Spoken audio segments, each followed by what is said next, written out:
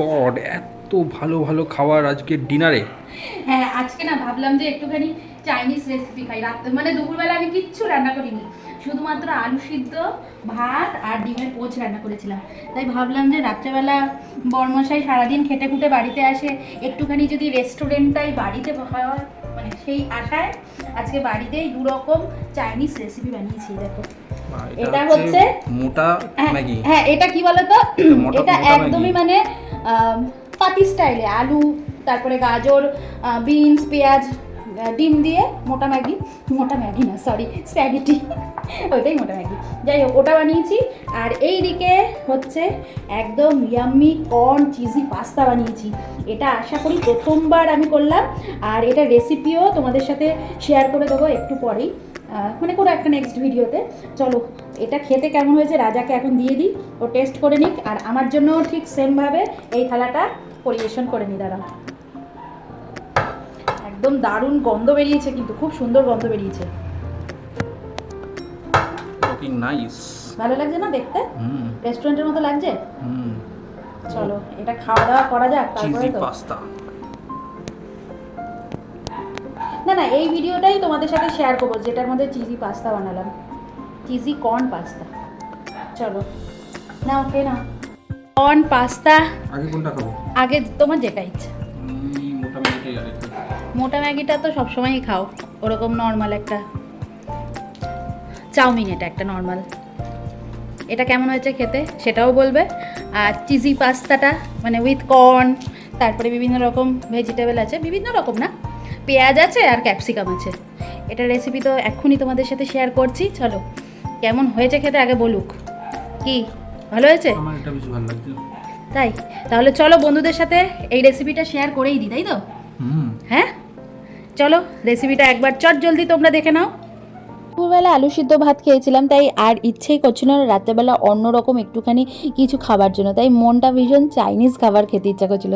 তাই ভাবলাম যে রাত্রেবেলা এরকম চাইনিজ একটু খাবার বানানোই যায় বাড়িতে, তাই আর কি উদ্যোগ লেগে পড়লাম কাজে। এ দেখো, গরম জল বসিয়েছি, তার মধ্যে একটু নুন আর একটু রিফাইন তেল দিয়ে দিয়েছি। তারপর পাস্তাটা খুব ভালো করে সেদ্ধ করে নিয়েছি। পাস্তা সেদ্ধ হতে একটু বেশি সময় লাগে, তো পাস্তা ওদিকে সেদ্ধ হয়ে ঠান্ডা হয়ে গেছে। এদিকে একটা ফ্রাইং প্যানে দিয়ে দিয়েছি 1 চামচ মতন বাটার। আর দেখো, ছোট ছোট রসুন, একদম 2টো রসুন ছিল, সেটা একদম ঝিরি করে কেটে তেলের মধ্যে দিয়েছি। রসুনটা হালকা ফ্রাই হওয়ার পরই একটা গোটা পেঁয়াজ নিয়েছিলাম, যেটা ছোট্ট চৌকো চৌকো করে টুকরো কেটে নিয়েছি, তো সেটাই দিয়েছি। একটু হালকা হাতে নাড়াচাড়া করার পর তারপরে দিয়ে দিলাম ক্যাপসিকাম। আর দেখতেই পারলে কতটুকু বাটারে কিন্তু এই সবজিগুলো ভাজা হচ্ছে। তারপরে দিয়ে দিলাম কাঁচা লঙ্কা আর নুন। নুন দিয়ে ভালো করে সবজিগুলোকে আরও একবার সুন্দর করে ফ্রাই করব। আর এটা যখন হালকা একটু নরম হয়ে যাবে, ফ্রাইটা একটু ভালো হবে, সেই সময় কিন্তু সুইট কর্ন দেবো। আর আমার মতন তোমরা এরকমই রাত্রের রান্নায় প্রক্সি কে কে দিয়ে থাকো বলো তো? দুপুরবেলা কিছু রান্নাবান্না না করে তারপরে রাত্রেবেলা সুন্দর করে রেস্টুরেন্ট স্টাইলে খাবার বানাও, একটুখানি কমেন্টে জানিও। তারপরে এই দেখো, ওগুলো যখন একটু ভালো ভাজা হয়ে গেল, দিয়ে দিলাম সুইট কর্ন। এটা দিয়ে খুব ভালো করে সবজিগুলোকে ভেজে একটা সাইডে রেখে দেবো। এরপর আরও একটা ফ্রাইং প্যান বসিয়ে নিয়েছি। ফ্রাইং প্যানটা গরম হলে এর মধ্যে দিয়ে দিলাম আরও 1 চামচ বাটার, তার মধ্যে 1 চামচ ময়দা। বাটার আর ময়দা খুব ভালো করে ভাজবো। এই সময় কিন্তু গ্যাসের ফ্লেম একদম হাই দেবো না, লো ফ্লেমে রেখে ময়দাটাকে খুব সুন্দর করে ফ্রাই করে নিলাম। আর তারপরে দিয়ে দিলাম 1 গ্লাস মতো দুধ। এখানে উষ্ণ গরম দুধ আমি ব্যবহার করেছি, তোমরাও কিন্তু উষ্ণ গরম দুধই ব্যবহার করবে, খুব একটা ঠান্ডাও না, খুব একটা গরমও দুধ এর মধ্যে ব্যবহার করবে না। তো দেখো, দুধের সাথে ময়দাটাকে খুব ভালো করে মিক্সড করে নেওয়ার পর তারপরে এর মধ্যে দিয়ে দিয়েছি পাস্তা। আর পাস্তাটা কত সুন্দর সেদ্ধ হয়েছে দেখো।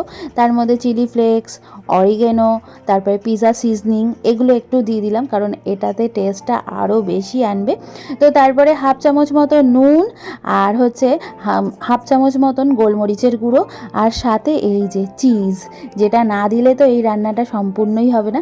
চলো, এগুলো দিয়ে খুব ভালো করে কিন্তু মিক্সড করে নেবো। এই সময় কিন্তু গ্যাসের ফ্লেম একদম কমানোই আছে, কারণ না হলে দুধটা শুকিয়ে যাবে। তো এই দেখো খুব সুন্দর করে মিলিয়ে নেওয়ার পর এই যে সবজিগুলো ভেজে রেখেছিলাম এগুলো দিয়ে এখন নাড়াচাড়া করে আরও একবার মিশিয়ে নেব। কি বলো, কত সোজা না রেসিপিটা? একদম ইজি কিন্তু।